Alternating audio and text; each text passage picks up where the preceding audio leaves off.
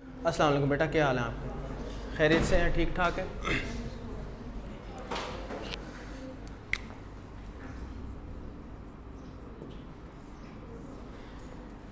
ये तो हमें मालूम ही है कि हम किस पर्पस के लिए यहाँ इकट्ठे हुए हैं, कॉस्ट एंड मैनेजमेंट अकाउंटिंग। चले, इंट्रोडक्शन भी होता रहेगा। इस सब्जेक्ट के बारे में सुना क्या है आपने? हैं? डिसीजन मेकिंग होती है इसमें, और कुछ वैसे भी आपने अपने सीनियर से कुछ ना कुछ तो सुना होगा इसके बारे में, अच्छा बुरा। ज़्यादातर बुरा ही सुना होगा, बहुत मुश्किल है। चलो जी, एक ये कमेंट है, कॉमन है, ये सुनने को मिलता है। और अटैम्प्ट्स लगती हैं ज़्यादा कि नहीं, ये तो नहीं सुना। चलो, तो इसमें कोई बहुत बड़ी बात नहीं है, लेकिन एक नॉर्मली बात कर रहा हूँ। फर्स्ट अटैम्प्ट में पास करने वाले बेशुमार लोग हैं, और थोड़ा सा हमें इसकी हिस्ट्री के बारे में पता है कि ये पहले क्या था, अब मतलब क्या से क्या बन गया, ये पहले क्या था। चलो करते हैं बात डिटेल में। मैंने कहा पहले मैं आपसे फ़ीडबैक ले लूँ ना कि आप क्या जानते हैं उसके बारे में। अच्छा, वो कितने बेटा स्टूडेंट्स हैं कि जो कैफ़ में पहली दफ़ा आए हैं, यानी कि अब पहली अटैम्प्ट कैफ़ की देंगे, इससे पहले कैफ़ की कोई अटैम्प्ट नहीं दी, सीधा पीआरसी से ही आए हैं, सीधा पीआरसी। आप हो बस, बाकी सब पहले कैफ़ में अपीयर हो चुके हैं। ओके, चलें। 3 सब्जेक्ट्स उठाए हुए हैं आपने। कितने बच्चे हैं जिन्होंने 3 सब्जेक्ट्स उठाए हुए हैं? चलो, हेल्दी नंबर ऑफ बच्चे। दो सब्जेक्ट्स वाले कितने बच्चे? कोई चीता 4 सब्जेक्ट वाला, चीता या चीती? कोई नहीं है? चल, ऑप्शन है ना हमारे पास 4 सब्जेक्ट्स उठाने के। चल, अल्लाह पाक खैर रखे। कब आ रहा है रिज़ल्ट? मतलब की बातें करें ना ज़रा, पहले रोज़ा शोज़ा भी है ज़रा। तो कब आ रहा है? 29 को। कल मैं एक पोस्ट पढ़ रहा था, किसी ने शेयर किया हुआ था कि ईद को ईद की नमाज के बाद रिजल्ट है। लाहौल हो रहा था। अच्छा, मैं समझ रहा था कि शायद कोई वो जो है ना आई कैप का जो पेज है, वो उसी का फॉर्मेट यूज़ हुआ था। तो मैंने कहा तो पता नहीं, शायद ये तो कमाल कर दी, इतना भी जालिम नहीं होना चाहिए किसी को। लेकिन बहरहाल 27 अप्रैल को आ रहा है, 29 को, और वो बन रहा है मंडे ही बनेगा मेरा ख्याल। चलो, अल्लाह पाक खैर रखे।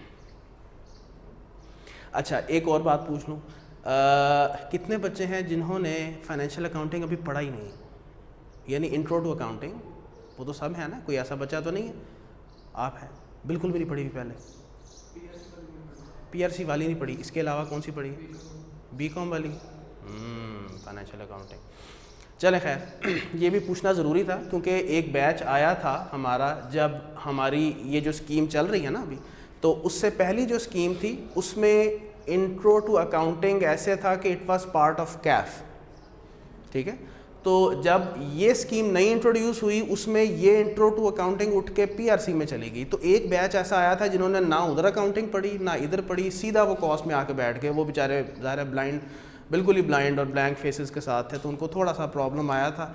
तो उस वक्त एक ये सिलसिला शुरू किया गया था कि एक कह लें कि एक रिफ़्रेशर कोर्सेज़ के तौर पे डिफरेंट इंस्टीट्यूट्स ने ये इनिशिएटिव लिया था कि एक प्री बैच एक क्रिएट किया गया था। मेरा ख्याल है वो काफ़ी आपको मिल जाएंगे, वो इसी मकसद के लिए था। तो अब काफ़ी मतलब कमी हो चुकी है उन बच्चों, अब सारे बच्चे जो हैं वो पीआरसी से ही आ रहे हैं, तो इसलिए मैंने मुनासिब समझा कि पूछ लिया जाए। चलें, थोड़ा सा मैं ज़रा अपने बारे में इंट्रोड्यूस करवा दूँ। मोहम्मद समी नाम है जी मेरा, और 2016 के एंड पे मैंने अपना सीए क्वालिफाई किया था। अल्हम्दुलिल्लाह आर्टिकल्स ख़त्म हुए और साथ ही सीए क्वालिफाई हो गया। फर्गूसन से मेरे आर्टिकल्स हैं, और मेरी अपनी फर्म भी है अल्हम्दुलिल्लाह। I am a financial and business consultant. बाकी ये जो बाकी टीचिंग के मामलात हैं और दीगर कुछ मामलात हैं। तो ये छोटा सा एक इंट्रोडक्शन है। मैंने जब क्वालिफाई किया था तो उसके बाद for 2 years I served as senior financial analyst at urban sector planning and management services unit. Urban unit है, it is one of the child concerns of planning and development department of government of Punjab. तो 2-1 साल मैंने वहाँ पे सर्व किया था as financial analyst. उसके बाद फिर आई इस्टेब्लिश माई ओन फर्म, और अभी तक मामला चल रहे हैं। तो कोशिश करेंगे कि आपकी थोड़ी सी ज़रा पर्सनल डेवलपमेंट भी जो है वो साथ साथ की जाए, और आपको बावर कराया जाए कि बेटा कितना ज़रूरी है आपके लिए इस चीज़ की शनाख्त करना कि आप इस फील्ड में आए हो, तो आपके प्रैक्टिकली क्या क्या एवेन्यूज़ ओपन हैं फील्ड में आगे एडवांस करने के लिए।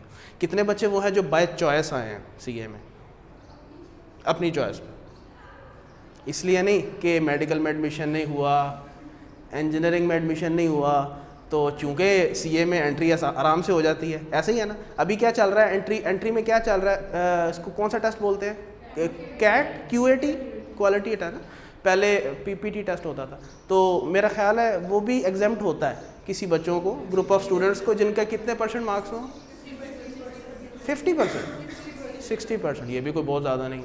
तो मतलब आसान हो गया ना, एंट्री आसान हो गई। तो इसलिए पहले ज़्यादा बच्चे थे, एक दौर था कि इस तरह के बच्चे ज़्यादा आते थे कि जो मेडिकल में एडमिशन की वजह से मसला था, इंजीनियरिंग की वजह से मसला था, तो फिर यहाँ आ जाते थे क्योंकि एंट्री आसान है। लेकिन इधर ये नहीं देखते कि इधर एग्ज़िट मुश्किल है। मेडिकल में एंट्री बहुत मुश्किल है, it's considered to be one of the challenging things.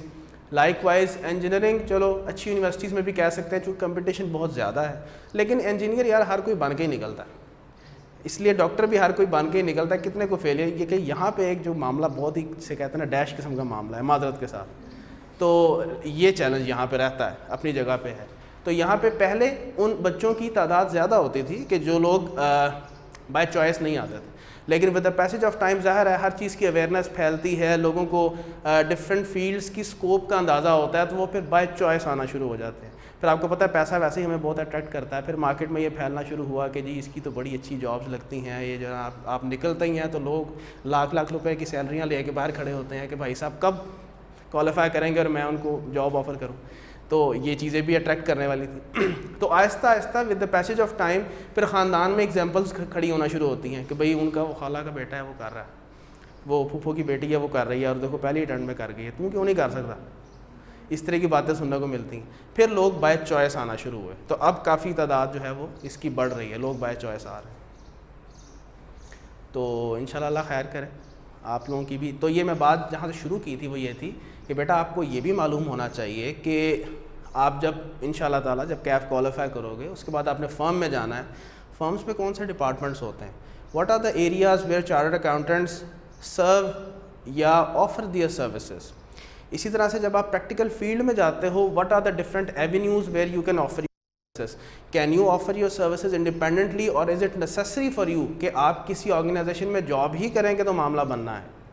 ठीक है सर, ये आपकी रिसर्च में चीज़ शामिल होनी चाहिए, लेकिन हमारा चूँकि ये नॉर्मल है, इसमें मैं कोई ये नहीं कह रहा आपका कोई कसूर है, लेकिन हमारे यहाँ पे सिस्टम ऐसा ही बना हुआ है कि जब हम कोई काम करते हैं तो बस हम उसमें जुट जाते हैं, हम नहीं देखते कि और भी दुनिया में क्या हो रहा है।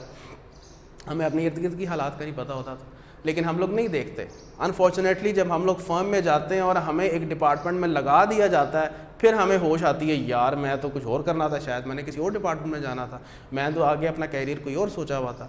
तो यू शुड बी बेटा very much clear about the fact कि आप जिस इस सर्टिफिकेशन में आए हो, इट इज़ अ सर्टिफिकेशन जिसमें आए हो, इसकी एप्लीकेशन क्या क्या है, you should be very much clear. और आजकल चार्टर्ड अकाउंटेंट्स जो हैं वो क्या कर रहे हैं, जॉब मार्केट की क्या सूरत हाल है, क्या अभी भी लोग जॉब के लिए एस्पायर्ड हैं, कितनी जॉब्स जा रही हैं अभी, लोगों को कितनी जॉब अपॉर्चुनिटीज़ अवेलेबल हैं, क्या लोग अब पर्सनल प्रैक्टिस की तरफ ज़्यादा इंक्लाइंड हैं या जॉब मार्केट की तरफ ज़्यादा इंक्लाइंड हैं। ये तो हमें मालूम है ना कि जब आप सीए इंशाल्लाह क्वालिफाई कर जाओगे तो उसके बाद you have the two main options, either you can move it in the industry और आप कोई ना कोई जॉब हासिल कर सकते हो, और उसके अलावा you can start your own practice, you can get your license from the institute of chartered accountants of Pakistan and you can establish and start your own practice. दो so multiple options are available, और भी हैं avenues. तो मैं ये कहूँगा कि बेटा as part of your personal development it is very much important कि आप बेटा थोड़ा सा टाइम इस पर इन्वेस्ट करें और देखें और एक्सप्लोर करें कि what the industry of CA is actually is. ठीक है सर, और मिला करें अपने सीनियर से, पूछा करें कि if I want to excel in the market. और फिर एक और बहुत इंपॉर्टेंट चीज़, पहला दिन है ना इसलिए मैं इस तरह की बातें कर रहा हूँ, ये ज़रूरी हैं। ठीक है, मिड में जाके तो सारे कहीं ना कहीं बात कर लेते हैं, लेकिन इन चीज़ों पे गुफ्तगू कम होती है मार्केट में, और वो ये है कि बेटा जब तुम इंशाल्लाह यहाँ से क्वालिफाई करके आर्टिकल्स के लिए कम्पीट करोगे, इस वक्त बेटा बहुत कंपटीशन है मार्केट में, इस चीज़ को जहन में रखें। कितनी फर्म्स है जिसके लिए सारे बच्चे ऑलमोस्ट मर रहे होते हैं जाने के लिए, बिग फोर। अच्छा, मैं फॉर एग्जाम्पल फर्गूसन से हूँ, तो मालूम है फर्गूसन वाले कितने बच्चे रखते हैं एक दफ़ा में। मेरा ख्याल है जो मेरा बैच था 2013 में, उन्होंने रिकॉर्ड हाईएस्ट बच्चे रखे थे, एंड दैट वाज 42 लाहौर। ठीक है, मैं लाहौर की बात कर रहा हूँ, मैं I am not talking about Islamabad और कराची। आवाज़ मेरी आ रही है ना सबको? अच्छा, तो उन्होंने 42 बच्चे रखे होंगे। KPMG थोड़ा सा ज़्यादा उनका कोटा होता है, मतलब मैं अगर अपने बैच की बात करूं तो मेरा ख्याल है उन्होंने 42 की बजाय उन्होंने शायद 65 रख ली हों, 70 रख ली हों। अब बेटा बहुत बच्चा है जो कि क्वालिफाई करता है कैफ एक वक्त में, और अब देखो वो फर्म्स, वो एक ख़ास का कोटा है, उससे ज़्यादा वो बच्चे रख सकते हैं, मुझे आप बताएं। और इसी तरह से चलो 2 और फर्म्स कर लो जो कि अच्छी फर्म्स है, EY है, या इसके अलावा डिलॉयट जो टूट गई है वो 2 फर्म में बट गई है, तो कितने रख लेंगे? चलो वो तो ये मैंने तुम्हें बताया ना कि रिकॉर्ड 42 थे, तो उनका ऑन एवरेज तुम यही जहन में रखो कि 35 40, इससे ज़्यादा वो नहीं इंडक्ट करते। 4 फर्म्स हैं, कितने बच्चे बने कमोबेश? एक 30, एक 35, एक 40। बेटा कैफ के बच्चे अब जब क्वालिफाई करते हैं ना, 3 अटेम्प्टर वाला ही 100 बच्चा होता है। चीता उसको समझा जाता है ना जो 3 अटैम्प्ट में कर ले, कि इससे भी कम अटैम्प्ट हो सकती हैं। पूछ रहा हूँ वैसे, मैं सिर्फ ये बताना चाह रहा हूँ कि बेटा बिग 4 वो हैं जो टॉप नॉच फर्म्स हैं, वो किस तरह के बच्चे ऑन बोर्ड करेंगे जो कि बेस्ट परफॉर्मर्स हैं, ऐसा ही है ना। तो 3 अटैम्प्टों वाले बच्चे भी बहुत ज़्यादा होते हैं, तो अगर एक 40 सीट्स हैं टोटल, उन्होंने किसी ना किसी बेस पे तो इनको भी आपस में रैंक करना होगा ना। फॉर एग्ज़ाम्पल एक फर्म ने कोटा रखा है, मैं एग्जांपल दे रहा हूँ, मैं एक फर्म ने कोटा रखा है कि हमने 40 बच्चे इंडक्ट करने हैं, और उनके पास 60 बच्चे आ गए हैं जो 3 अटैम्प्ट्स में पास करके आए हैं, वो किसको चूज़ करेंगे? क्या उन्होंने फॉर एग्जांपल 40 रख ली है तो बाकी जो 20 हैं क्या वो कम परफॉर्मर है? नहीं, कोई ना कोई बेस तो होगी। तो ऐसा भी होता है, फर्म्स ऐसे नहीं करती कि सिर्फ उठा के सारे 3 अटैम्प्टर को ही रख ले, वो 4 अटैम्प्टर को भी बेटा रखते हैं, वो 5 अटैम्प्टर को भी रख लेते हैं, if they have something exceptional, if they have something that the other candidates are not having. तो बेटा आपको उसका भी पता होना चाहिए। You should know what QuickBooks is. नाम सुना? क्या होता है?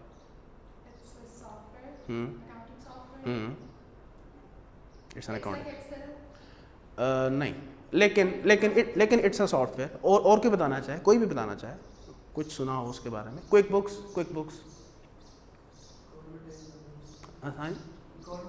रिकॉर्ड मेंटेन करने के लिए होता है, और कोई बात नहीं, वैसे डिस्कस ही कर रहे हैं। It's an accounting software. ये अब पुरानी बातें थी कि हम खाते मेंटेन करते हैं, और एक्सेल से भी आगे की ये गेम है कि हम लोग खुद से रिकॉर्ड्स मेंटेन कर रहे हैं। It is basically N automated software that helps us in doing all the things जो कि हम रजिस्टर पे कर रहे होते हैं।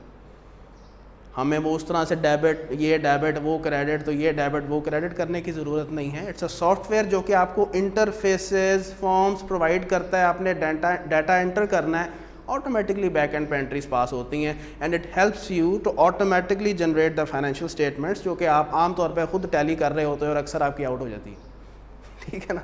तो ये काम सारे का सारा, it is one of the software, बेशुमार है।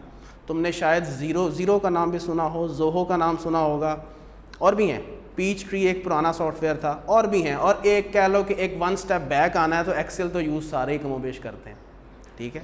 तो मैं सिर्फ जनरली बात कर रहा हूँ, तो और भी चीज़ें हो सकती हैं। You should explore this particular thing कि how I can differentiate my self with the other candidates, क्योंकि in the end when you have to compete in the market, तो बेटा खुद सोचें, अपने आप को एम्प्लॉयर की जगह पे रख के सोचें। क्या वो नहीं चाहेगा कि यार मैं जिसको हायर कर रहा हूँ अटैम्प्ट ज़्यादा हैं, तो कुछ तो एक्स्ट्रा हो कि मैं इसको प्रेफर करूँ ओवर अ कैंडिडेट जिसकी 3 अटैम्प्ट्स हैं? आता नहीं है दिन में, आता। वो तो बेस्ट के लिए ही टारगेट कर रहा है ना, बेस्ट बच्चे उठाना चाह रहा है। और इंटरपर्सनल स्किल्स बेटा बहुत इंपॉर्टेंट है। इंटरपर्सनल स्किल्स, बोलने की सलाहियत, are you having the ability to express yourself whatever is there in your mind. और एक कॉम्प्लेक्स साइड पे करें कि मैंने जो फरमाना है अंग्रेज़ी में ही फरमाना है। आप अगर उर्दू में भी फरमा रहे हैं तो वो कॉन्फिडेंटली फरमा दें, इतना ही बहुत है, ठीक है। तो इस कॉम्प्लेक्स से भी बाहर आ जाएं, करें इस्तेमाल, अंग्रेज़ी के अल्फाज भी हों, अच्छी बात है, लेकिन you should go for a mix of the words, but what ever you express it must be with confidence. तो ये इंटरपर्सनल स्किल्स में कवर होता है, इस पे भी वर्कआउट करें, ठीक है सर। तो मुख्तसर सा इंट्रोडक्शन दिया था और बात हमारी मिसलेनियस गुफ्तगू में चली गई। आज के सेशन में हम यूँ करते हैं कि आमतौर पे मैं पहले सेशन में कुछ पढ़ाता वगैरह नहीं, आज भी हम अपनी रिवायत को कायम रखेंगे। और मैं लेकिन ये ज़रूर डिस्कस करूँगा कि ये सब्जेक्ट है किस नौइयत का, इस सब्जेक्ट में होगा क्या, आई कैप की ग्रेड क्या है, उसके अंदर कितने चैप्टर्स हैं, हर इसके पार्ट्स ओवरऑल कितने हैं, हर वेटेज क्या है, आई कैप कैसे टेस्ट करता है, रीसेंट कुछ अटैम्प्ट कैसी आ रही हैं, आई कैप का जो टेस्टिंग स्टाइल होता है इस पेपर का, उसके कोई सेक्शंस तो नहीं होते, मीडियम वेटेज के होते हैं, कितने लेंथी वेटेज के होते हैं, और हम कैसे कवर करेंगे, कब तक हमारा सिलेबस वाइंड अप हो जाएगा, हमारा कवर करने का स्टाइल क्या होगा, टेस्ट का पैटर्न ओवरऑल, आज हम इंशाल्लाह ताला इसकी डिस्कशन कर लेते हैं। ठीक है सर। अच्छा, इसको शुरू करने से पहले ना, इससे पहले कि मैं तुम्हें बताऊं कि भाई ये कॉस्ट अकाउंटिंग क्या है,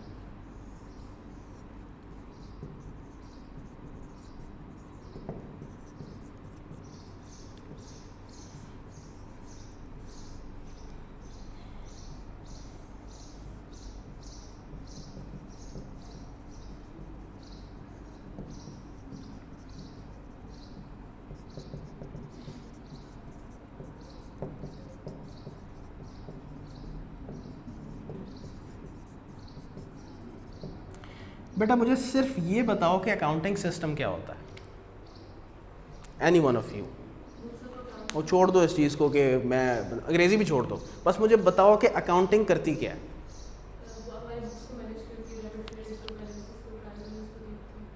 ओके ओके, और कोई ट्रांजैक्शंस, और ट्रांजैक्शंस को रिकॉर्ड करना, और कोई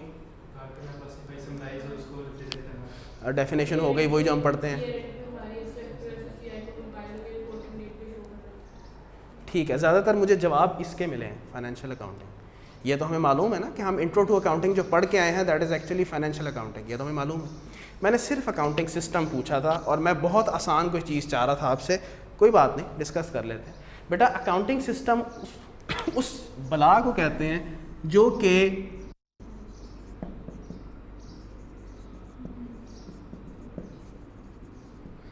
रॉ फैक्ट्स एंड फिगर्स को इंफॉर्मेशन में कन्वर्ट करता है ताकि इस इंफॉर्मेशन को यूज़ करके बेटा डिसीजन मेकिंग की जा सके। ठीक है, आप लोग, मैं गलत नहीं कह रहा, आप लोग जितना आप लोगों ने पढ़ा उसके हिसाब से सही कंट्रीब्यूट कर रहे हो, लेकिन मैं थोड़ा सा और ऊपर आके डिस्कस करना चाह रहा था कि बेटा कोई भी अकाउंटिंग सिस्टम है उसका यही काम है कि ये रॉ फैक्ट्स, रॉ कहते हैं बेतरतीबे से फैक्ट्स और फिगर्स को उठाए, डाटा को उठाए, technically it is called as data, data को information is an basically organized form of your data, ताकि इसको इस्तेमाल करके डिफरेंट लोग अपने पर्पसेस के हिसाब से डिसीजन मेकिंग कर सकें। ये अकाउंटिंग सिस्टम का काम है, यानी कि it converts data into information. Now if I come to that accounting system that you have already studied, that is the financial accounting system. Financial accounting system भी यही करता है, डाटा को किस में कन्वर्ट करता है, इंफॉर्मेशन। लेकिन कौन सा डाटा, फाइनेंशियल डाटा को फाइनेंशियल इंफॉर्मेशन में कन्वर्ट करता है।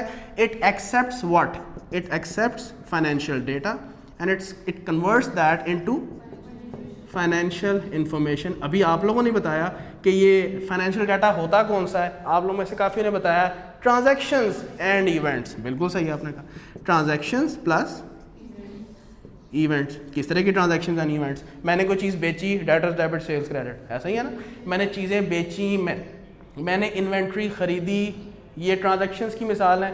फिक्स्ड एसेट मेरा फॉर एग्जांपल अपनी लाइफ के एंड पे पहुंच गया, डिस्पोज ऑफ कर दिया, that is a transaction. Asset depreciate हो गया, ट्रांजैक्शन, इवेंट। ट्रांजैक्शन में तो दो बंदे इन्वॉल्व होते हैं, इवेंट हो गया, एसेट पड़ा हुआ था, डेप्रिशिएट हो गया, मैंने एक एंट्री पास कर दी। बहरहाल ये एंट्री पे मैं नहीं जा रहा।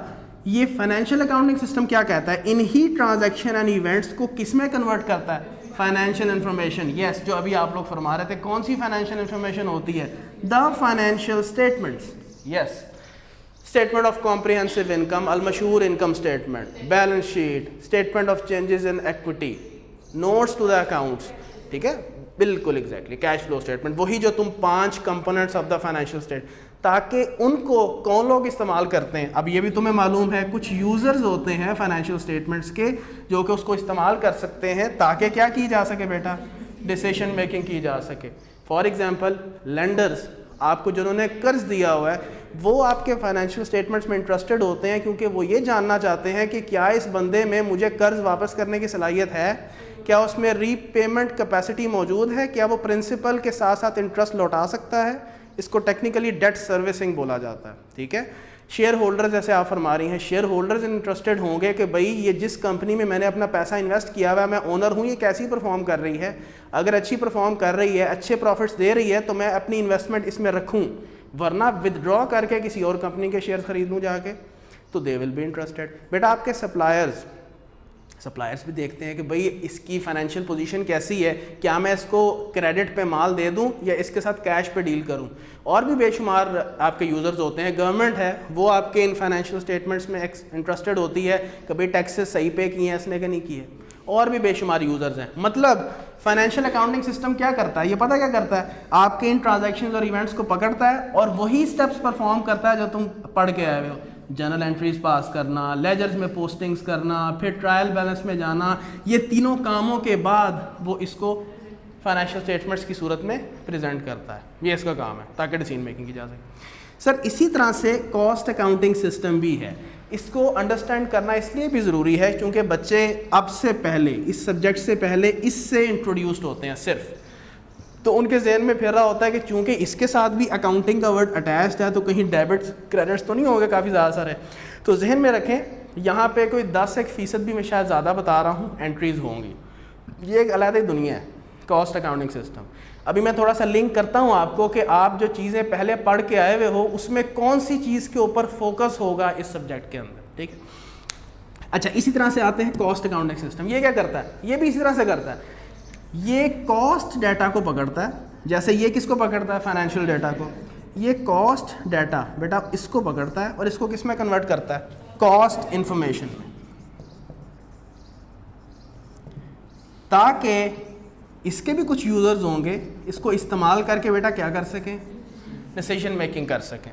कॉस्ट डाटा क्या होगा, अब ये चीज़ को जरा समझो। कॉस्ट डाटा से मुराद यहाँ पे क्या है कि जो भी मैं चीज़ बना रहा हूँ, whatever product I am manufacturing या whatever service I am rendering, ठीक है, उसमें क्या कॉस्ट मेरी लगी। अगर मैं चीज़ प्रोड्यूस कर रहा हूँ तो उसकी manufacturing cost, I am not talking about the other costs, कि भाई the cost that I am incurring in manufacturing a product and rendering a service, that is basically the cost data। तो इस cost data को मैं पहले लिख देता हूँ, costs incurred in manufacturing a product या rendering a service। सब चीज़ें अभी इजी हो जाए, सिर्फ नॉर्मली हम डिस्कस कर, कुछ लिखने की ज़रूरत नहीं है, ये सब मैंने अपनी किताब में लिखा हुआ है, सिर्फ अंडरस्टैंड करें। आपका फोकस बेटा इसी पे होना चाहिए। अभी हम अप्रोच पे भी बात करते हैं कि हम कैसे इसको कवर करेंगे, आपका एम्फेसिस किस चीज़ पे होना चाहिए। इस कॉस्ट को पकड़ना और फिर ये क्या करता है, इसके भी कुछ स्टेप्स होते हैं, ठीक है, यानी कि यहाँ पे कुछ स्टेप्स परफॉर्म करेंगे और as a result of it ये चीज़ किस में कन्वर्ट होगी, कॉस्ट इन्फॉर्मेशन। वो कॉस्ट इन्फॉर्मेशन क्या होती है बेटा, प्रोडक्ट वाइज कॉस्ट स्टेटमेंट। ये एक आउटपुट हो सकता है, ये एक कॉस्ट इंफॉर्मेशन हो सकती है, या प्रोडक्ट वाइज प्रॉफिट स्टेटमेंट भी हो सकती है।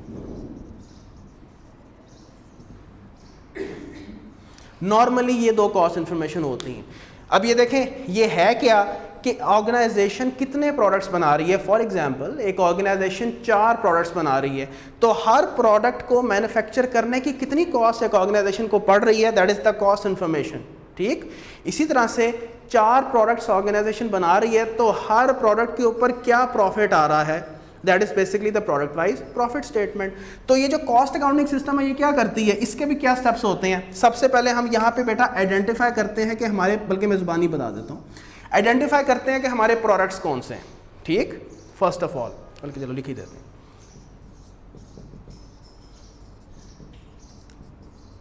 आइडेंटिफाई प्रोडक्ट्स, मैं पहले लिखता हूं फिर उसको डिस्कस कर लेते हैं।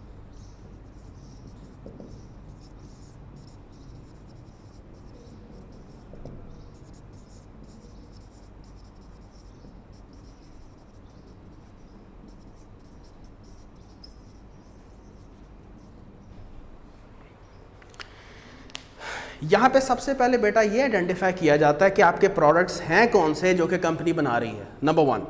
फिर कौन सी कॉस्ट्स हैं जो कि हर प्रोडक्ट को बनाने में लग रही हैं।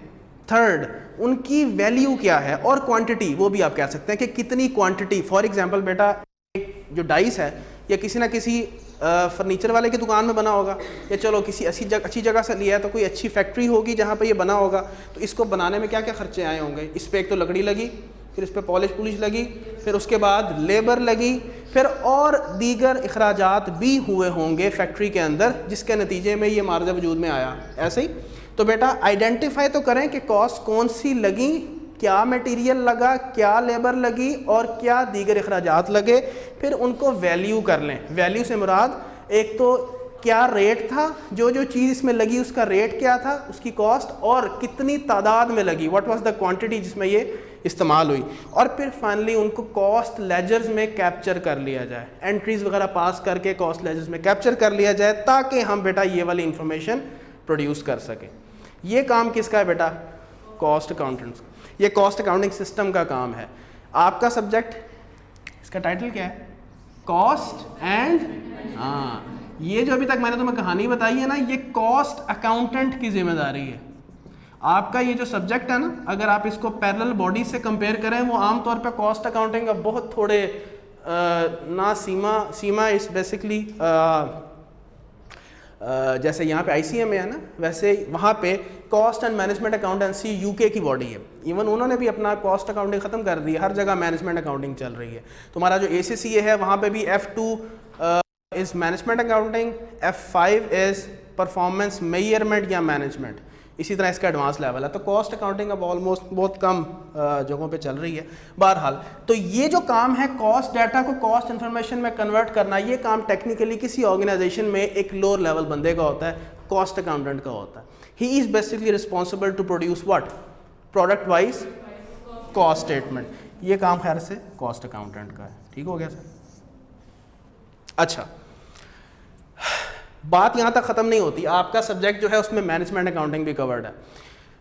जब ये इंफॉर्मेशन प्रोड्यूस हो जाती है, उसके बाद अगला स्टेप होता है कि इस इंफॉर्मेशन को और दीगर इंफॉर्मेशंस को इस्तेमाल करके कुछ यूज़र्स क्या करते हैं? डिसीजन मेकिंग करते हैं। बेटा ये जो फाइनेंशियल अकाउंटिंग की जो इंफॉर्मेशन होती है, इसके आम तौर पे यूज़र्स एक्सटर्नल इन नेचर होते हैं। आम तौर पे, मैं ये नहीं कह रहा सारे ही एक्सटर्नल हैं, जैसे एम्प्लॉयज़ भी तो फाइनेंशियल स्टेटमेंट्स इस्तेमाल करते हैं ना।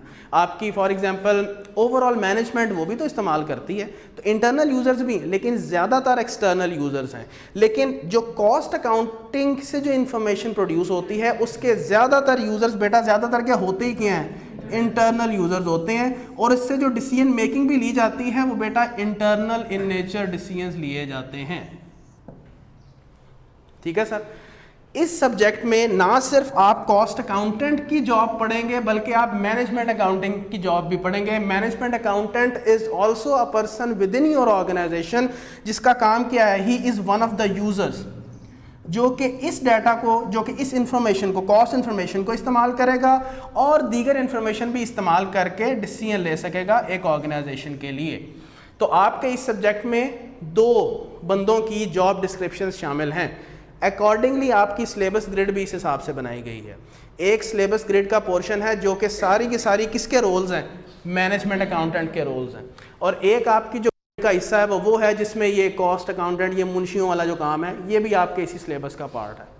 तो अब आप खुद सोचें कि जो आपकी पैरेलल बॉडीज़ हैं जो सिर्फ मैनेजमेंट अकाउंटिंग को डील करती हैं, उनका ज़्यादातर रोल किस में है? ज़्यादातर जो कंटेंट है वो किस तरह का है? मैनेजमेंट अकाउंटेंट के रोल का, कि डाटा शाटा या इन्फॉर्मेशन आपको बनी बनाई मिलेगी, आपने ज़्यादातर काम एनालिटिकल नेचर का करना होगा, डिसीजन मेकिंग का करना होगा। ये थोड़ा सा आपकी ऑर्गेनाइजेशन में अपर लेवल के बंदे की जॉब है एक मैनेजमेंट अकाउंटेंट की।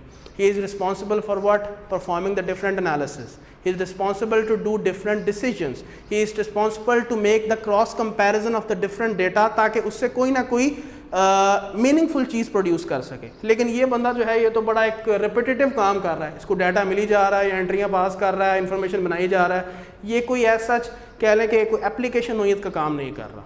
तो ये फ़र्क है इन दोनों में। एक मिसाल दूँ मैनेजमेंट अकाउंटेंट की, तो क्या करता है? फॉर एग्जाम्पल आपने बेटा एक फ़ैसला ये करना है कि आप एक प्रोडक्ट बनाते हो, उस प्रोडक्ट में एक कंपोनेंट लगता है। आप उस कंपोनेंट के बारे में ये फैसला करना चाह रहे हो कि क्या आप ये कंपोनेंट इन हाउस मैन्युफैक्चर करो अपनी फैक्ट्री में, या आप बना बनाया बाहर से ख़रीदेंगे। ये मैनेजमेंट अकाउंटेंट ने डिसीजन लेना है। This is a decision that has to be taken by a management accountant. इसके लिए ये 2 इन्फॉर्मेशन का तलबगार होगा, इसने 2 इन्फॉर्मेशन इसको चाहिए होंगी। एक इन्फॉर्मेशन क्या कि यार अगर हम इन हाउस मैन्युफैक्चर करते हैं तो इसकी प्रोडक्शन कॉस्ट क्या है, आप खुद सोचें, डिसीजन मेकिंग एक बेसिक सा उसूल है। आप अपनी ज़िंदगी में फ़ैसला करते हैं फाइनेंशियल बेसिस पे, तो किस बेस पे करते हैं? ऑप्शन ए है, ऑप्शन बी है, जो कम कॉस्टली है, जिससे ज़्यादा फ़ायदा है, ऐसे ही करते हो ना। फाइनेंशियल बेसिस पे तो हम ऐसे ही कर रहे होते हैं। तो ये भाई साहब भी जब ये फैसला करना चाहेंगे कि ये कंपोनेंट बाहर से ख़रीदना है या इन हाउस मैन्युफैक्चर करना है, तो he should be interested in two things कि अगर इन हाउस मैन्युफैक्चरिंग करनी है तो सर इसकी कॉस्ट क्या, अगर हम बाहर से परचेज करेंगे तो सर उसकी कॉस्ट क्या, and he will be interested in making the comparison between these two and make the decision. मुझे बताएं, ये जो मैनेजमेंट अकाउंटेंट है, इसको जो इन हाउस मैन्युफैक्चरिंग कॉस्ट का डाटा चाहिए, ये कहाँ से लेगा? कॉस्ट अकाउंटेंट ने जो कॉस्ट इन्फॉर्मेशन प्रोड्यूस की हुई है वो यहाँ से कहीं से एज एन इनपुट इसको ले रहा होगा। अच्छा, यही चीज़ बनी बनाई अगर मार्केट से लेनी है, ये इन्फॉर्मेशन कहाँ से मिलेगी? मार्केट से। हो सकता है अगर कोई अच्छी कंपनी है तो उसका कोई परचेज डिपार्टमेंट हो, वो उससे रिक्वेस्ट करे कि यार ज़रा कोटेशंस कॉल करो ना, ज़रा लोगों से मार्केट से ज़रा पता करो कि भाई कॉस्ट क्या है इस चीज़ की अगर मार्केट से ख़रीदी जाए। मैं एक प्रैक्टिकल मिसाल दे देता हूँ। गाड़ियाँ बनाने वाले टायर्स जो उसके अंदर लगे होते हैं, it is a very common example. Yes, outsourcing is a technical term that we use. ये जो गाड़ियाँ मैन्युफैक्चर करने वाले हैं, कुछ लोग कहते हैं कि यार इसके अंदर जो टायर्स लगेंगे वो हम खुद ही मैन्युफैक्चर कर लेंगे। कुछ कहते हैं नहीं यार, हमारा फोकस किसके ऊपर है? गाड़ी बनानी है, हम क्यों टायर्स की मैन्युफैक्चरिंग की सरदर्द लें, हम ये बाहर से बना बनाया ख़रीद लेते हैं। So it is basically a decision जो कि फाइनेंशियल ग्राउंड्स पे कौन ले रहा होता है? Management accountant. तो यहाँ पे वापस आते हैं, ये इन्फॉर्मेशन कहाँ से आएगी बेटा? एक्सटर्नल मार्केट से इन्फॉर्मेशन उठाई जाएगी। So management accountant is responsible for doing the analytical work and taking the decisions using what? Using some information जो कि ऑर्गेनाइजेशन के अंदर से ही मिल गई, कुछ इन्फॉर्मेशन ऑर्गेनाइजेशन के बाहर से भी ले सकता है। सो ये उसकी जो स्कोप है वो थोड़ा सा ब्रॉड है। जी बताएं। नहीं, बहुत चीज़ें और होती हैं।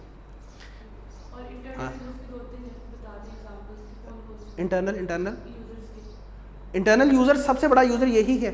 मैनेजमेंट अकाउंटेंट ने ही इसकी इन्फॉर्मेशन को इस्तेमाल करना है, इसके अलावा इसका यूज़र कोई नहीं होता। आप खुद देखें, मैं आपको एग्जांपल देता हूँ। एक कंपनी है जी, चलो वॉल्स की बात कर लेते हैं। वॉल्स किसकी कंपनी है? ओहो, इसकी बैक एंड पे कंपनी कौन सी है जिसकी आगे से सब्सिडरी है? यूनिलीवर। ठीक है, यूनिलीवर का ये एक स्ट्रेटेजिक बिजनेस यूनिट है, ये एक अलग एंटिटी है। तुम लोगों ने ऑपरेटिंग सेगमेंट्स पढ़ ली है? चलो इंशाल्लाह FAR 1 में पढ़ लोगे। चलो खैर छोड़ दो उसको। ये एक कंपनी है, ये एक कंपनी है, वॉल्स एक कंपनी है। तो उसकी जब तुम इनकम स्टेटमेंट्स, एनुअल रिपोर्ट देखोगे जाके, तो इनकम स्टेटमेंट के ऊपर क्या ये लिखा होता है कि कॉर्नेटो कितनी कॉस्ट थी बनाने की, फीस्ट बनाने की इतनी कॉस्ट थी, ये हमारे प्रोडक्ट बनाने की इतनी कॉस्ट थी, इसका इतना प्रॉफिट? नहीं। जो एक्सटर्नल यूज़र्स को हमने इनकम स्टेटमेंट देनी होती है वो तो बस total profits, total sale revenue, बस।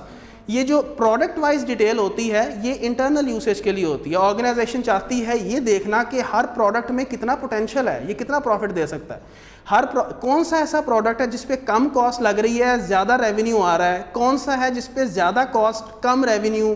तो ये इंटरनल एनालिसिस, ये ऑब्जेक्टिव होता है। तो इसलिए इसका बाहर से कोई यूज़र नहीं होता। इंटरनली मैनेजमेंट अकाउंटेंट्स इससे फ़ायदा उठा सकते हैं। और भी कुछ जैसे सेल्स की टीम के बंदे बाज़ औक़ात इंटरेस्टेड होते हैं जब उन्होंने डिस्काउंट्स आइडेंटिफाई करने होते हैं कि यार हम कितने डिस्काउंट अपनी प्राइस पे रखें। ज़ाहिर है उन्होंने फिर कॉस्ट से भी कंपेयर करना होता है कि इतना डिस्काउंट तो ना दे दें कि यार प्राइस जो है वो कॉस्ट से नीचे चली जाए और हमें कुछ हासिल ही ना हो।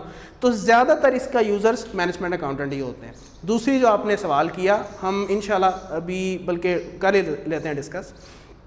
ये जो आपका सब्जेक्ट है ना, ये कॉस्ट एंड मैनेजमेंट अकाउंटिंग है। इसका बड़ा भाई है मैनेजेरियल एंड फाइनेंशियल एनालिसिस, उसका भी बड़ा भाई है या अबू कह लें बिजनेस फाइनेंस डिसीजंस। जब हम बेटा इन सब्जेक्ट्स में डिसीजन मेकिंग करते हैं तो हम फाइनेंशियल बेसिस पे करते हैं।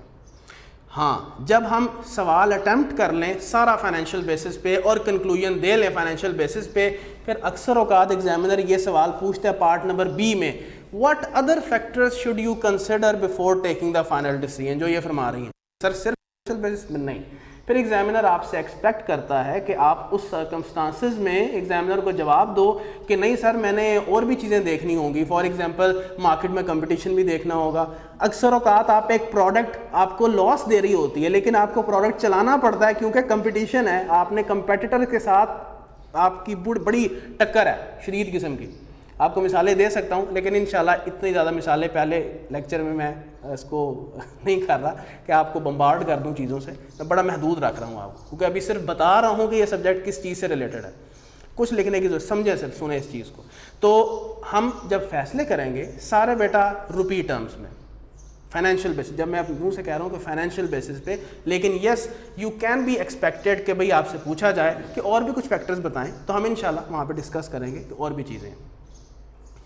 अच्छा, तो ये तो हमने बात कर ली कॉस्ट अकाउंटेंट्स की और मैनेजमेंट अकाउंटेंट्स की। इन अदर वर्ड्स हमने इस सब्जेक्ट के बारे में भी नॉलेज ले लिया कि भाई दो एक तरह के जॉब डिस्क्रिप्शंस हैं जिससे मिल के हमारा ये सब्जेक्ट बना हुआ है। तो अब हम जब आई कैप की ग्रिड देखेंगे तो हमें बड़ा क्लियरली आइडेंटिफाई हो जाएगा कि अच्छा ये वो चीज़ें हैं जो कि मुंशियों वाली हैं, और ये वो चीज़ें हैं जो कि एनालिटिकल और डिसीजन मेकिंग की नोयत की हैं।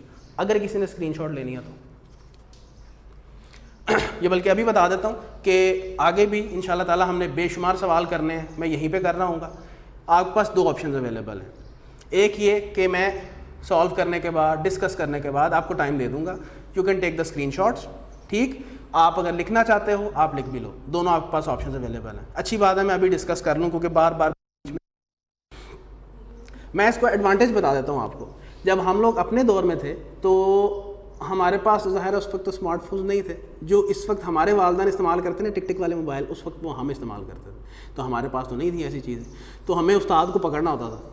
ऑल दो मैंने इतनी ज़्यादा क्लासेस नहीं ली टीचर से, मेरा बैकग्राउंड डिफरेंट था। इससे पहले मैंने MBA और BBA ऑनर्स भी किया हुआ है, तो मेरा 6 ईयर्स का एक डिफरेंट बैकग्राउंड था, तो इसलिए मैंने बहुत कम क्लास की थी CA में।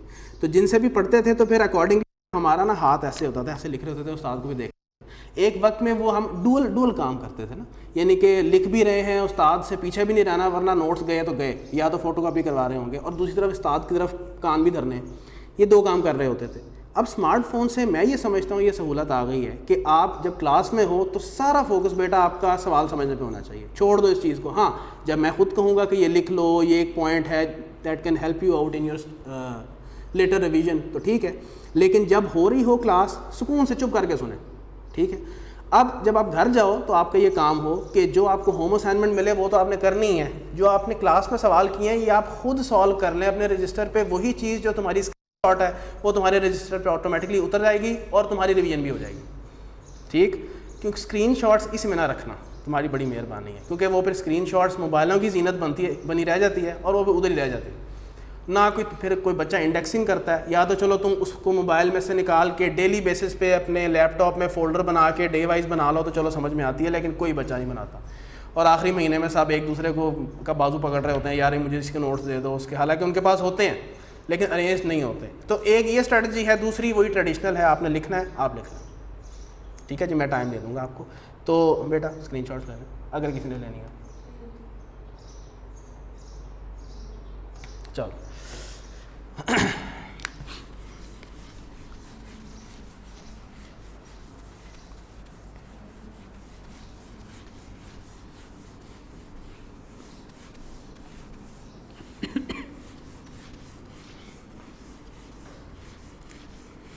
आप लोगों को इस चीज़ का अंदाज़ा है कि स्कीम चेंज होने वाली है? कितना को अंदाज़ा है और कब का अंदाज़ा है 2025? लेकिन 2025 में भी 2025 सितंबर तक, यानी ऑटम है। हाँ वही बिल्कुल वही सही स्कीम पहुंची है आप तक, यानी कि ये जो कैफ है इसके 6 सब्जेक्ट्स रह जाएंगे। लेकिन आप टेंशन ना, ये बात की बात है हमारे यहाँ पे ना, ये जो सोशल मीडिया आ गया ना, इसके नेगेटिव, मैं तो माजरत के साथ अजीब रोने हैं सोशल मीडिया के, तो पता ना ये अलग ही दुनिया है, कंफ्यूज सी दुनिया, और क्या मैं इसको कहूँ। तो अभी आपका भाई क्या काम है, अभी जहाँ आप खड़े हुए हैं नेक्स्ट स्कीम आएगी, इनसे पहले तुमने इंशाल्लाह कैफ क्वालिफाई कर, यानी कि आपका इसका मतलब है कि माइंड बना हुआ है कि मैंने अगली स्कीम में जाना है तो इतना इस चीज़ को हवा बना लेते हैं, अभी बहुत टाइम है उस चीज़ के लिए। तो इंशाल्लाह तुम लोग भी और जो भी है क्वालिफाई कर जाओगे यार, तब तक कैफ हो, तुम लोग आर्टिकल में बैठे होगे, लेकिन आर्टिकल्स में तो तुम्हें वो पाला पड़ेगा ना, वो CFAP कुछ ना कुछ फ्लेवर तो लेके जाओगे तुम लोग। लेकिन बहरहाल उसमें अभी टाइम है कि 6 सब्जेक्ट्स उसमें होंगे, अकाउंटिंग मर्ज हो जाएगी और इस तरह से लॉज भी मर्ज हो जाएंगे और ये 6 सब्जेक्ट्स रह जाएंगे, लेकिन there is time for that.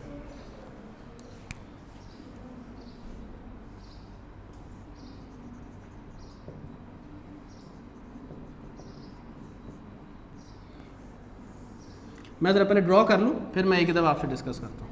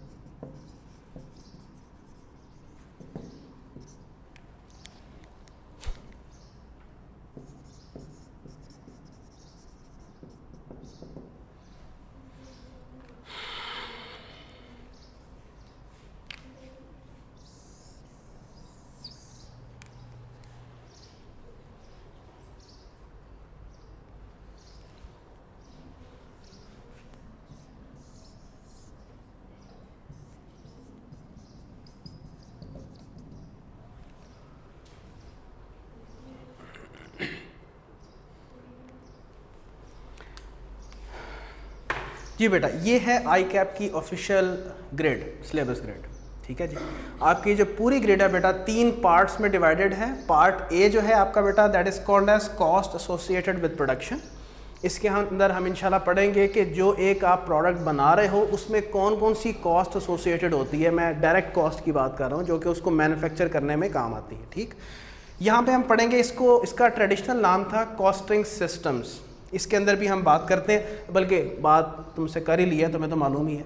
Cost flow या कॉस्टिंग सिस्टम यानी डिफरेंट इंडस्ट्रीज़ कैसे अपने कॉस्ट डाटा को कॉस्ट इन्फॉर्मेशन में कन्वर्ट करती हैं।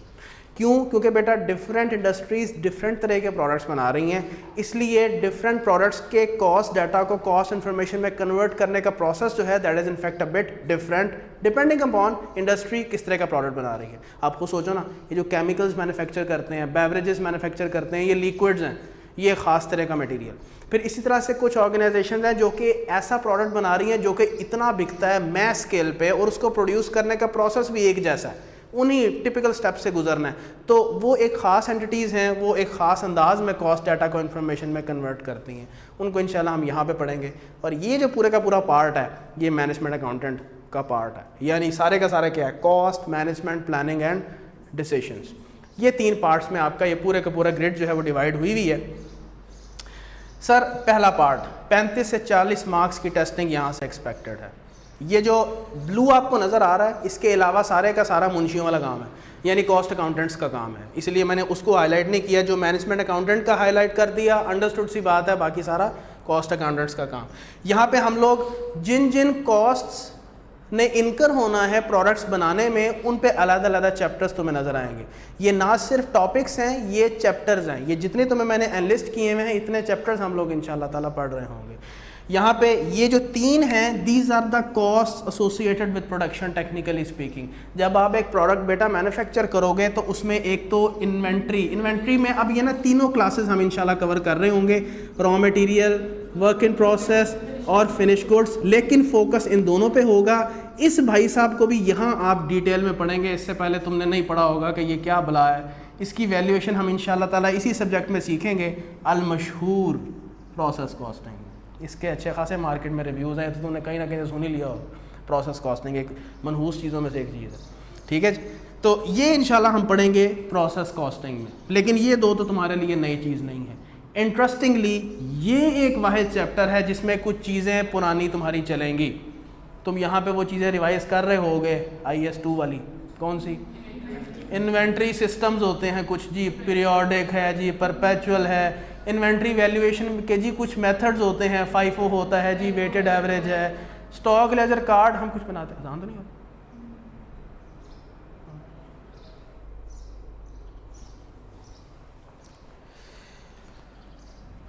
जी। तो हम बात कर रहे थे इसकी। तो ये एक चैप्टर है जहाँ पे पिछला जो नॉलेज है that will be carried forward. कुछ चीज़ें हैं, वो भी ज़्यादा नहीं है, लेकिन कुछ चीज़ें इसमें आपके लिए नई भी होंगी। हाँ, हम बात कर रहे थे कि इन्वेंट्री वैल्यूएशन मेथड्स हैं, FIFO, LIFO, weighted average. LIFO तो वैसे ही ख़त्म हो गया, करेंगे डिस्कस को। फिर इन्वेंट्री वैल्यूएशन का एक एंड पे एक रूल हम लगाते हैं, कौन सा? लोअर ऑफ कॉस्ट और NRV, वो भी आएगा। फिर हम स्टॉक लेजर कार्ड बनाना सीखते थे, है ना जी। वो जो 3 एक कॉलम्स होते हैं, ज़रा एक रिसीट्स है, इशू है, बैलेंस है, या परचेज है, सेल है, बैलेंस है, तो वो कुछ, लेकिन यहाँ पे उसका एप्लीकेशन एक डिफरेंट अंदाज में होगी, लेकिन कुछ चीज़ें हमें वही चीज़ें नज़र आ रही होंगी हम, लेकिन उसको रिवाइज करेंगे, डोंट यू वरी। मैं बिल्कुल ऐसे ही करवाऊँगा जैसे हमने, रिफ़्रेश कर लेंगे सारा का सारा।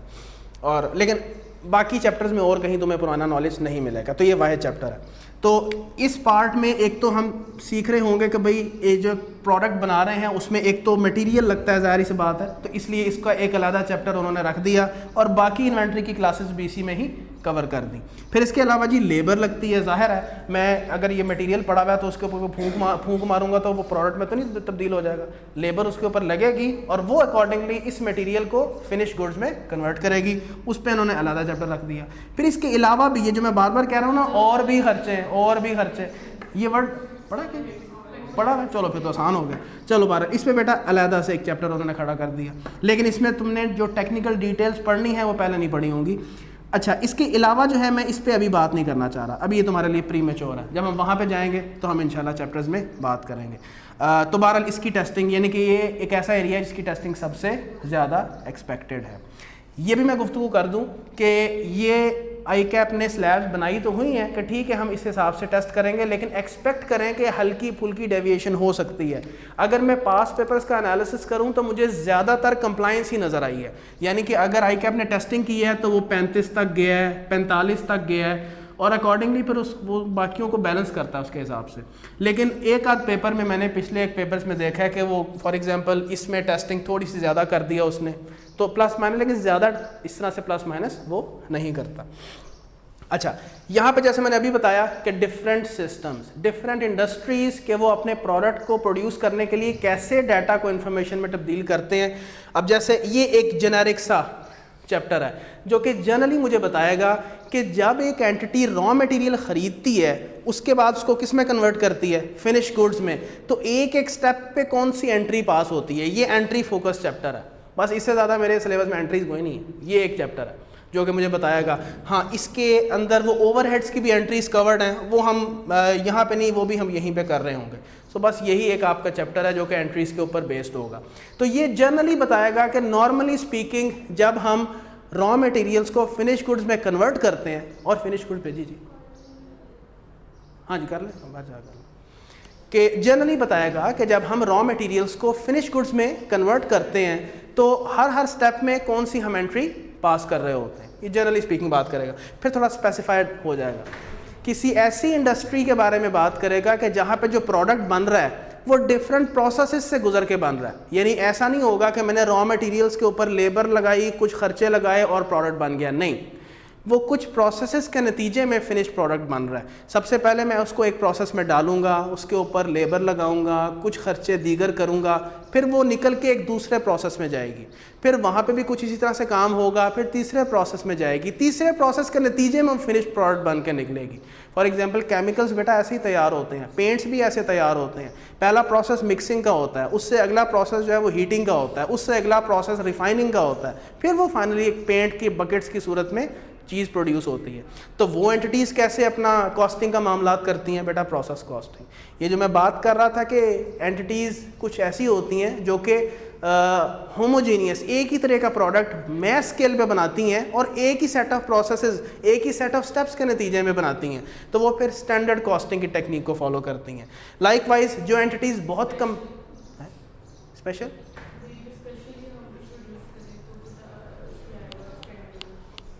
स्पेशल प्रोड्यूस नहीं, जो स्पेशल है, अगर फॉर एग्जांपल कोई ऐसा प्रोडक्ट बनाने चला हूँ जो कि स्टैंडर्ड से डिफरेंट है, फिर तो मैं एक नॉर्मल कॉस्टिंग टेक्निक यूज़ करूँगा, उसकी कॉस्टिंग अलग-अलग होगी।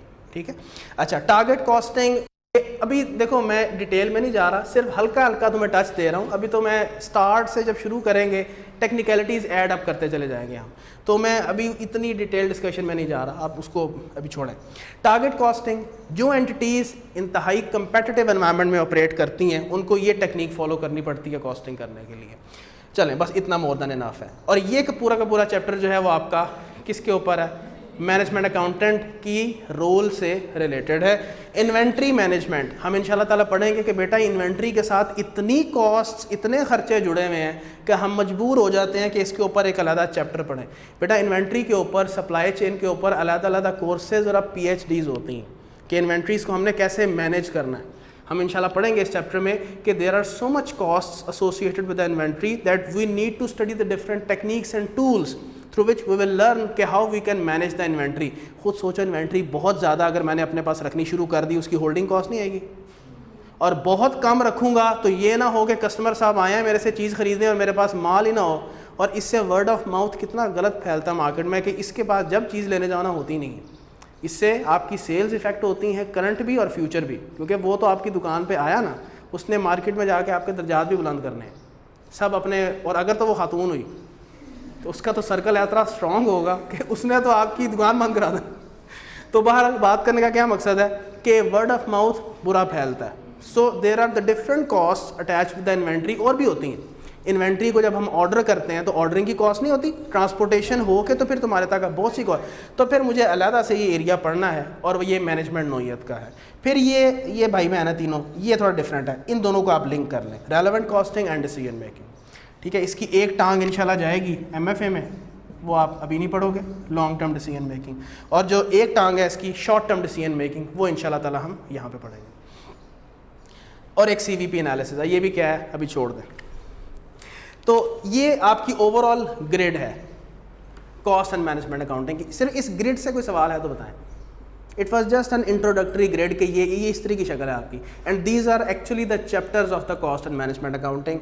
इट इज़ अ चैप्टर, ये जितने हैं इसमें मेरा नहीं ख्याल है कोई चैप्टर हमारा स्किप नहीं है, सारे के सारे चैप्टर्स कवर्ड हैं। These are actually the chapters of your syllabus.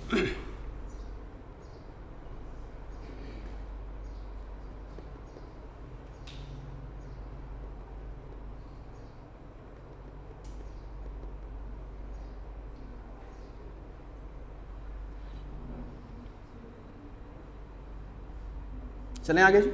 अच्छा, ये पहले सब्जेक्ट होता था कैफ 8। अच्छा, कोई ऐसा बच्चा है जिसने पहले ये सब्जेक्ट पढ़ा हुआ है? ये तो मैंने पूछा ही नहीं। कोई बात नहीं, आप बड़े केसेस आते हैं इस तरह के, रिपीट करना कोई बुरी बात नहीं। तो एनी वन ऑफ यू अगर नहीं बताना चाहते कोई बात नहीं, तो मैं एज्यूम करता हूँ जी सारे नए बैठे हैं। चलें जी, तो ये पहले जब स्कीम आपकी चेंज हुई थी 2014 में, तो इससे पहले नहीं, सॉरी ये स्कीम 2021 में चेंज हुई है ना, ये वाली। हाँ, इससे पहले वाली जो स्कीम थी उसमें ये कैफ एड था।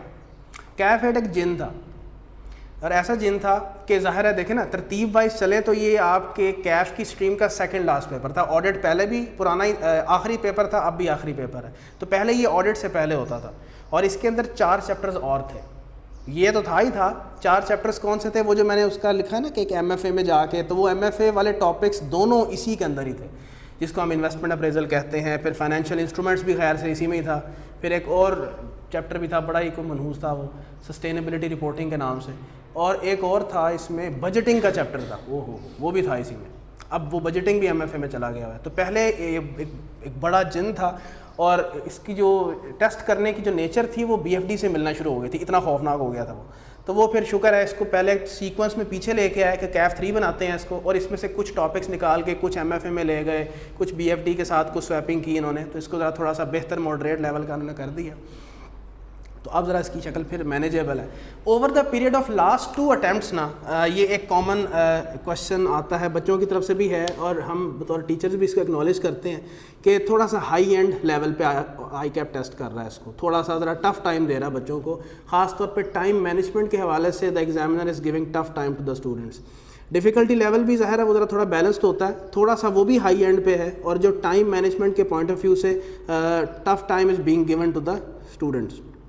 तो ज़ाहिर है हम लोग बीइंग जो इंस्ट्रक्टर्स हैं या बीइंग सब्जेक्ट स्पेशलिस्ट हैं, हम लोग अपने जो रिव्यूज़ हैं वो तो ICAP को भेजते रहते हैं कि भाई ये तो इस तरह से ये जस्टिफाइड नहीं था, इसमें ये मसले थे, ये फ्लॉज थे।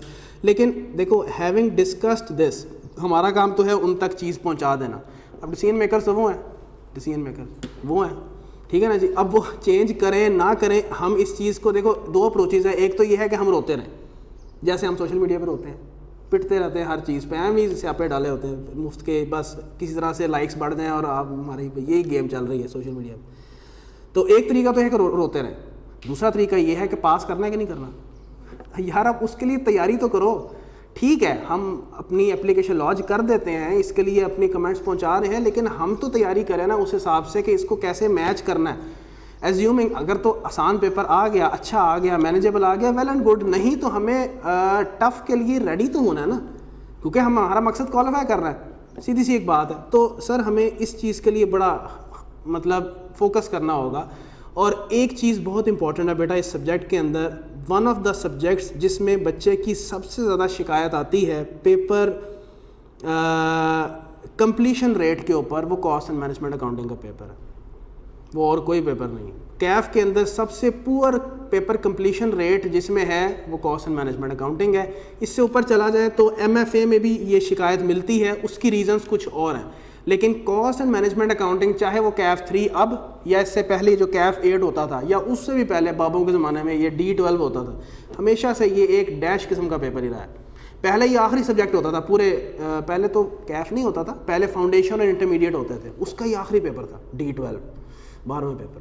तो ये हमेशा से इसी तरह से इसका मामला रहा है। और उसकी रीज़न क्या होती है कि बेटा बच्चे आम तौर पे एक तो वो ये गलती करते हैं कि एक पेपर को पास करने की जो स्ट्रेटजी होती है ना, वो कॉपी कंट्रोल सी कंट्रोल भी करते हैं तमाम सब्जेक्ट्स के ऊपर, कि अगर ये पेपर प्रैक्टिस से पास हो रहा है तो मतलब है मैं हर पेपर जैसे काम करना है। नहीं बेटा, हर पेपर की नोयत डिफरेंट है, हर एक को हैंडल करने का तरीका ही डिफरेंट है। टैक्स कैसा मिक्सचर है 2 चीज़ों का, जिसमें थ्योरेटिकल टैक्स पढ़ रहे हैं, टैक्स प्रैक्टिसेस कैफ 2, कुछ हिस्सा उसमें से थ्योरेटिकल है, कुछ हिस्सा उसमें ज़ाहिर है सेल्स टैक्स का तुम्हारा न्यूमेरिकल है, इनकम टैक्स का न्यूमेरिकल है, कुछ हिस्सा उसमें न्यूमेरिकल है। ऑडिट है, उसकी नेचर ही डिफरेंट है, कुछ तुम लोग पढ़ रहे होगे, कुछ शायद अभी नहीं पढ़ रहे होगे, नहीं तो कोई टेंशन नहीं है। लॉ ले लो, लॉ ले लेते हैं। तो लॉ कुछ क्रैमिंग बेस्ड हल्का फुल्का है, कुछ सिनेरियो बेस्ड उसके अंदर चीज़ें आती हैं। FAR 1-2 की नेचर है कि जितना गुड़ डालो उतना मीठा है, जितनी प्रैक्टिस करें उतना आपके लिए अच्छा है। पेट फॉर्मेट्स हैं, ठीक है ना जी। कॉस्ट एंड मैनेजमेंट अकाउंटिंग, इसका बड़ा भाई MFA, उसका बड़ा भाई BFD, ये सारे एक ही नेचर रखते हैं। वो ये है कि बेटा the more technically strong you are in your basic concepts the better your performance will be. Handsome practice चाहिए, ऐ नहीं करना कि बस खोते की तरह शुरू हो गए पास पेपर और बस जब तक पास पेपर नहीं हुए तैयारी नहीं होगी, नहीं। बेटा आपका यहाँ पे कोर्स कवर करने का तरीका ये होना चाहिए कि आपके कॉन्सेप्ट्स एक्सट्रीमली स्ट्रॉन्ग होने चाहिए। कॉन्सेप्ट से क्या मुराद है ये भी बता देता हूँ। जो भी आप जिस मर्जी उस्ताद से पढ़ें, जो वो क्लास में आपको पढ़ा रहा है, जो तुम किताब पढ़ रहे हो, ये सबसे ज़्यादा इंपॉर्टेंट, जो तुम किताब पढ़ रहे हो उससे तुम्हें बेसिक कोर कॉन्सेप्ट समझ में आ गया तो as a result of it बेटा जो तुम बिल्कुल रीसेट अटैम्प्ट तुम्हारी गुजरी है, कौन सी है, स्प्रिंग 24 वाली है, तुम इसका सवाल भी कर लोगे और तुम 1947 का सवाल भी कर लोगे। लेकिन अगर तुम्हारे कॉन्सेप्ट वीक है ना, लेटेस्ट क्या पुराना, तुम कोई सवाल भी नहीं कर सकते, ये मुझसे लिखवा लो। जो बच्चा पास्ट पेपर को बेस बना के अपनी तैयारी करता है ना, वो बंदा फेलियर है, क्योंकि उसने कोर नहीं बनाया इसको। अच्छा, अगर पास भी हो गया तो आप जहन में रखें आपने अपना स्कोप ब्रॉड करके पास नहीं किया, वो आपने अपनी तैयारी की हद खुद कायम कर दी। आपकी हद क्या थी, पास पेपर।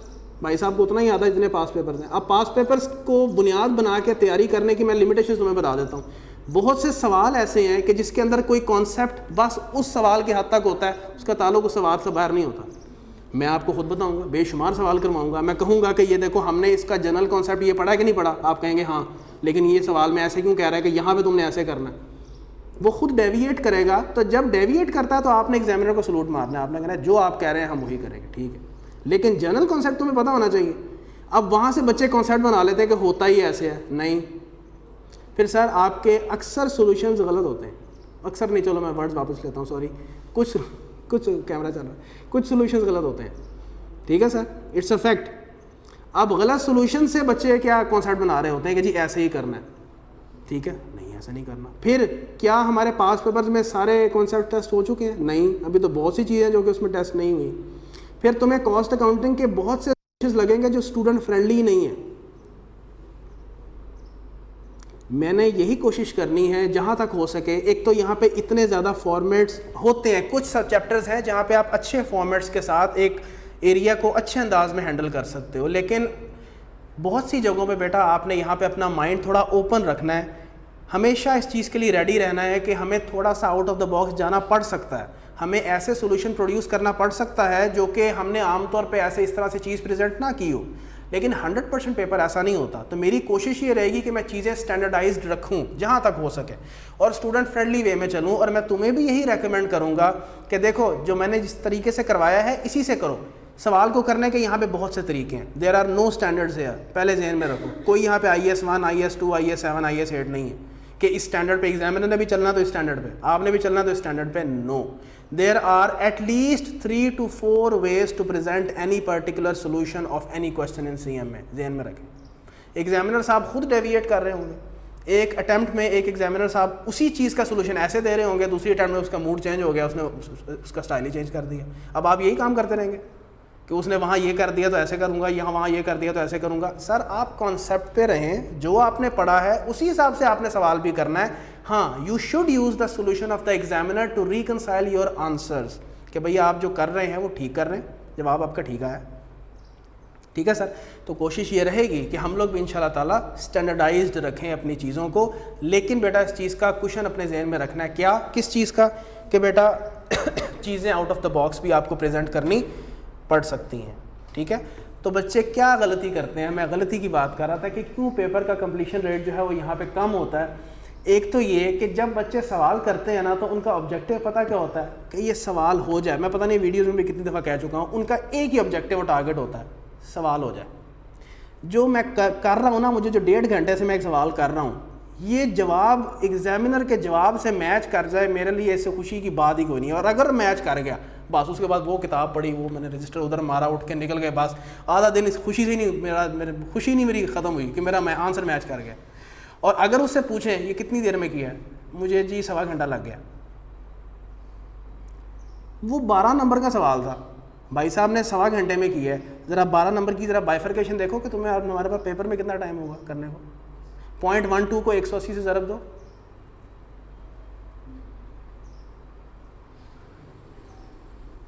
.12 इंटू 180, 21.6। चलो जी 25 मिनट कर लो, 22 मिनट कर लो, 1.25 घंटा। ये it is a common response from a student. कभी तौफीक नहीं करते कि टाइमर रखें। हमारा ऑब्जेक्टिव क्या होना चाहिए कि अगर हमने रिक्वायरमेंट पढ़ी है, इंशाल्लाह मैं तुम्हें अप्रोच भी बताऊंगा कि बेटा ऐसे यहाँ से शुरू करो सवाल, ऐसे करो, ऐसे करो। रिक्वायरमेंट पढ़ी, you should be in a position कि यार इन 21, 22, 23 मिनटों में तुम्हारा टारगेट क्या होना चाहिए कि तुमने एंड तक सोल्यूशन पहुंचाना है। कोई बात नहीं है एक का स्टेप गलत हो गया तो तुम्हारे स्टेप्स के मार्क्स हैं, ये तो तुम्हें सारे टीचर्स बताते हैं ना। हर step will be awarded separately. ये चीज़ अंडरस्टूड है बेटा कि अगर तुम ये चीज़ें लाइन आइटम्स बना रहे हो, ये तुमने कैलकुलेट कर लिया, ये कर लिया, ये कर लिया और तुमने फाइनल जवाब निकाल लिया, ये अंडरस्टूड है कि अगर ये तुमने गलत कर दिया, ये ठीक था, ये ठीक था, ये ठीक था, तो अंडरस्टूड सी बात है ये भी गलत होगा। लेकिन एग्जामिनर इसकी बेस पे नहीं मार्क्स देता, वो इसकी बेस पे देता है। इसको उसने दिए हुए थे 2 मार्क्स, इसको उसने दिया हुआ था 1 मार्क, इसको उसने दिया हुआ था 2.5 मार्क्स, इसको उसने दिया हुआ था 1 मार्क, और उसके बाद अगर डिसीजन मेकिंग का सवाल है तो कंक्लूजन का भी बेटा 1 मार्क होता है। That's how he marks your question. उसने कहा कि ये स्टेप ठीक हो गया, बस इसको 2 मार्क्स अवॉर्डेड। अगर कहीं वर्किंग है तो वो आगे जाके तुम्हारी वर्किंग देख लेगा, दिल किया तो मर्जी कमा लेगा। ये ठीक हो गया, ओके गुड हो गया, ये भी ठीक किया, ये गलत हो गया, बस ठीक है। उसने कंक्लूजन भी देखें, आपने कंक्लूजन जब पेपर में देना है तो आपने अपने जवाब के हिसाब से कंक्लूजन देना है। एग्जामिनर भी यही देखेगा कि जो आपने वैल्यू निकाली उसके हिसाब से कंक्लूजन ठीक निकाला या नहीं निकाला, क्योंकि आपको क्या पता असल आंसर क्या है। एग्जामिनर भी ये देखता है कि conclusion in accordance with the value that the student has calculated whether the conclusion is right और रॉन्ग, अकॉर्डिंगली इसका भी मार्क मिलेगा। इस तरह से अटैम्प्ट हुए हुए सवाल का ये टोटल मार्क्स कितने बनते हैं? 3, 4, 5, 7.5।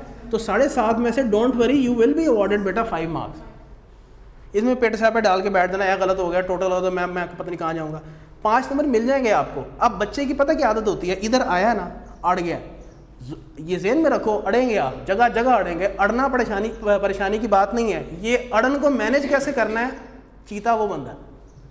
अगर मैं यहाँ पे आके फंस गया हूँ तो मुझे पता होना चाहिए कि मैंने यहाँ पे कितनी देर रुकना है, और टाइम ऊपर जा रहा है, ज़्यादा जा रहा है तो बेटा अगर तो बिल्कुल ही हवास बंद ही हो गए हैं होते हैं ना, हर तरह की सिचुएशन में बच्चा बैठता है। बाज़ बच्चे nerves vary from student to student, कौन सा बच्चा कितने अपने नर्व्स तगड़े रखता है, it is not the same for all the students, बच्चे डिफरेंट होते हैं।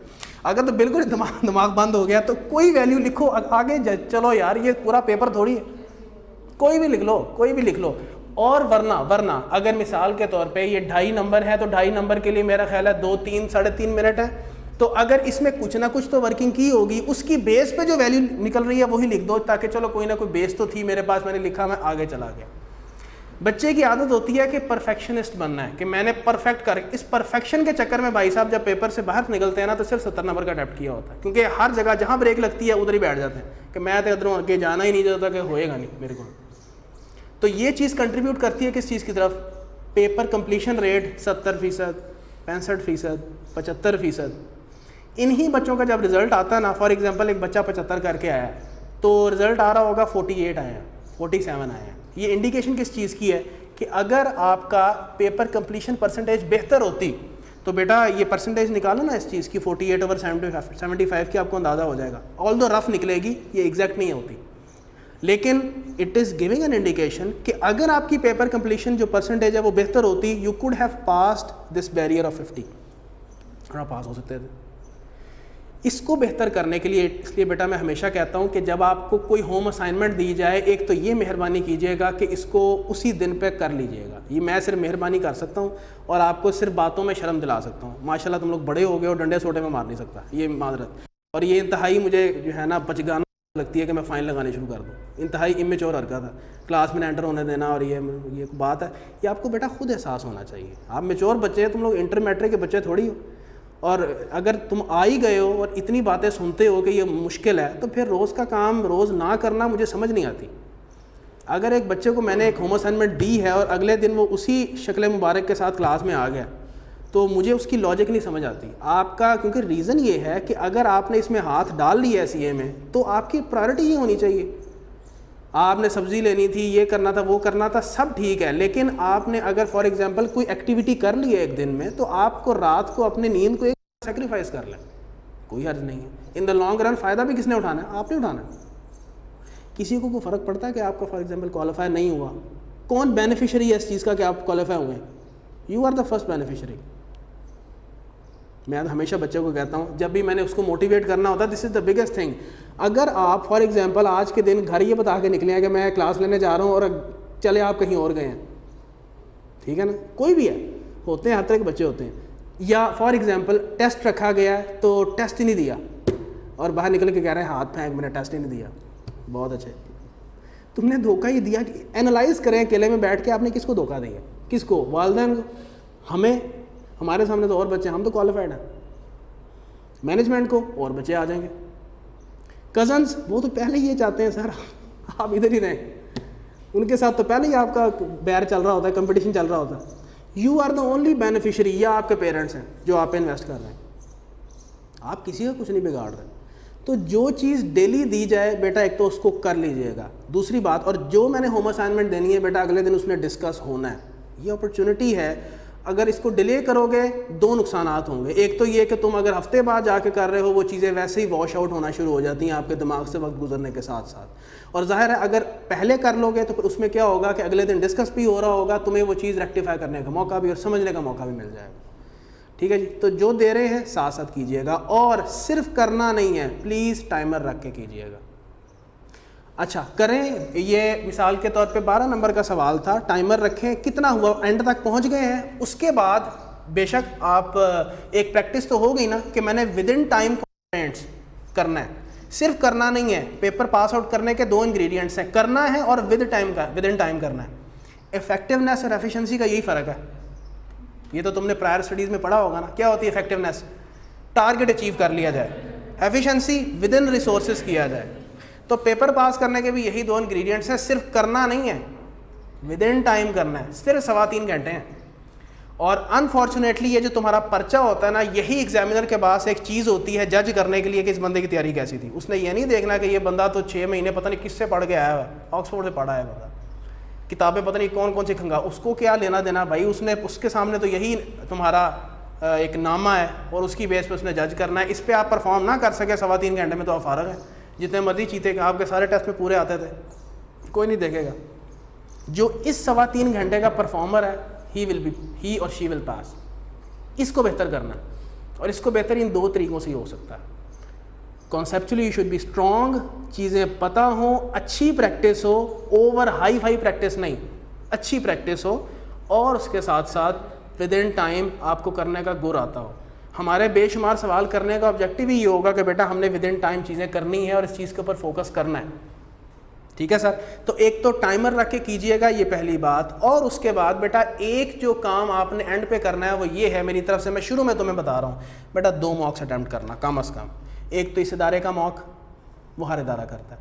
इसके अलावा आखिरी महीने में वैसे ही जो है ना, वो आंधी में जैसे शॉपर उड़ते हैं ना, वैसे मॉक उड़ रहे होते हैं बेशुमार व्हाट्सएप ग्रुप पे। फिर वो बेशुमार लोग हैं जो ये काम करते हैं, ठीक है जी, सोशल मीडिया पे ये गंद चल रहा होता है। तो कोई भी मॉक पकड़ो, अलहदा से ड्राइंग रूम में जो भी तुम्हें जगह मिलती है वहाँ बैठ जाओ, 3.25 घंटे में खुद सारे का सारा हल करो। सोल्यूशन तुम्हारे पास अवेलेबल है बेटा, उसके साथ कंपेयर करो। खुद सोचो, जब तुम वैसे कोई सवाल करोगे, कोई सवाल है, एक चैप्टर चल रहा है स्टैंडर्ड कॉस्टिंग का, उसके तुम क्वेश्चन बैंक में गए हो, एक सवाल पकड़ा है, इस सवाल में तो तुम्हें पता है कि ये किस चैप्टर का सवाल है, स्टैंडर्ड कॉस्टिंग का। तुम शुरू हुए और ये वो चीज़ थी जो कि आज तुमने क्लास में पढ़ी थी। तुम्हारा इतना लेवल ऑफ एफर्ट, दिमाग में इतनी लेवल ऑफ एनर्जी तुम एग्जर्ट करोगे इन कंपैरिजन विद कि अगर तुम्हारे सामने पूरा पेपर है 3.25 घंटे, कभी भी तुमने अपने आप को उन सारे कॉस्ट एंड मैनेजमेंट अकाउंटिंग के असूलों से नहीं गुजारा होगा। ये सब बच्चे अपने आप को कब एक्सपोज करते हैं? पेपर वाले दिन ज़्यादातर। क्योंकि देखो, तुम्हारे सामने एक पूरा पेपर आया, तुमने पहला सवाल पकड़ा, उसको करना शुरू हुए और फिर अचानक ज़रा तुमने 60% तक पेपर अटैम्प्ट किया, फिर तुमने घड़ी देखी, ओए ये तो टाइम जो है वो ज़्यादा हो गया, अब क्या करूँ, आगे जाऊँ पीछे जाऊँ, कितना आगे जाऊँ, क्योंकि आगे सवाल नंबर 2 भी आ रहा है। और फिर मैनेज करके अगले सवाल पे गए, फिर अगले को पढ़ना, और पेपर में शुरू में प्रायोरिटाइजेशन करना, किसको पहले करना है किसको बाद में करना है। फिर दूसरे पे गए, दूसरे पे करते गए, 80% हुआ, फिर टाइम अप हो गया, इसको क्या करूँ, आगे जाऊँ पीछे जाऊँ। ये प्रैक्टिस तो हमने कभी की नहीं। Bifurcation of the total time questions, इसकी कभी प्रैक्टिस होती नहीं है हमारी। तो बस प्रैक्टिस क्या होती है, सवाल का आंसर वो आ जाए जो कि पीछे है, बस। तो ये भी प्रैक्टिस कहाँ से होनी है बेटा? मॉक से होनी है। मैं बाकी सब्जेक्ट्स में तो इतना एडवाइस नहीं करता, इसकी चूँकि नोयत ऐसी है इसलिए मैं हमेशा कहता हूँ। कभी मैं शुरू में कह देता हूँ, जैसे आज दिल किया तो मैंने शुरू में बता दिया। कभी मैं जब 20-25% क्लासें ख़त्म होती हैं तब कह देता हूँ, कभी 50% गुजरती हैं तब कह। लेकिन मैं ये अभी से बता रहा हूँ क्योंकि बेटा ताकि इसी अप्रोच पे तुम पूरी की पूरी तैयारी अपनी हमेशा कायम रखो। ठीक है जी, ये इंग्रेडिएंट्स हैं इसके। बाकी इस सब्जेक्ट में थ्योरेटिकल और न्यूमेरिकल पोर्शन की मैं बाइफरकेशन बता देता हूँ। तारीख़ में मुझे मेरा ख्याल है एक अटेम्प्ट मुझे याद पड़ती है जिसमें मैक्सिमम ये 10 नंबर तक थ्योरेटिकल टेस्टिंग इसने की थी, वरना 5, 6, 7, 8, 5 इतनी टेस्टिंग होती है, इससे ज़्यादा की नहीं होती। कभी कभार क्रैमिंग बेस्ड आ जाता है, कभी कभार एनालिटिकल नोयत का आता है, सिचुएशन बेस्ड। तो आपने यहाँ पे थ्योरेटिकल ये जो रट्टे शट्टे वाली चीज़ है, ये इसकी सरदर्द नहीं लेनी। आपने पूरे सब्जेक्ट में बेटा कोर एम्फेसिस किस चीज़ पे है, समझना है बस। उर्दू में समझें, नो टेंशन एट ऑल, कोई टेंशन नहीं है, आपको चीज़ समझ आनी चाहिए बस, दैट्स इट। आपने अपने नोट्स पर्सनल बनाने हैं बेटा, आप उसी तरह से करो। अभी जब इंशाल्लाह मैं पास पेपर्स पे आऊँगा ना, उसकी अप्रोच भी तुमसे शेयर करूँगा, अभी नहीं, अभी थोड़ा प्री मैच्योर है, ठीक है। तो समझने पे फोकस होना चाहिए। पूरी कॉस्ट एंड मैनेजमेंट अकाउंटिंग में जितने तुमने थ्योरेटिकल कॉन्सेप्ट्स क्रैम करने हैं ना, वो मैं इंशाल्लाह 1-2 दिन में तुम्हें वैसे एक लिस्ट बता देता हूँ कि हर चैप्टर में से इन इन चीज़ों को तुम टिक कर लो, और कहीं दरमियान में, कहीं पेपर के करीब में इकट्ठे 6 से 7 घंटे दे लेना, तुम याद कर लोगे।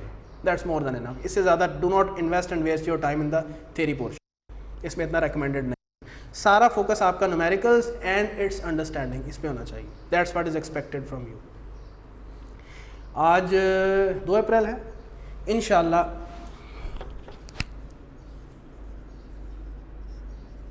मैंने आपको कोर्स कवरेज प्लान बेटा भेज दिया हुआ।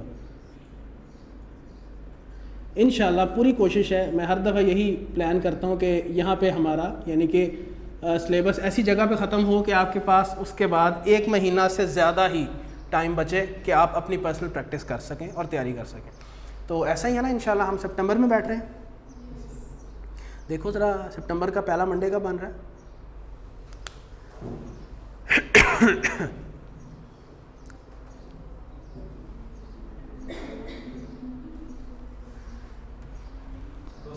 2 सितंबर, ओए इस दफ़ा तो इसका मतलब है वो मंथ में भी इतना मार्जिन नहीं है। अच्छा चलो खैर, तो ये सीएम में होता है थर्सडे को।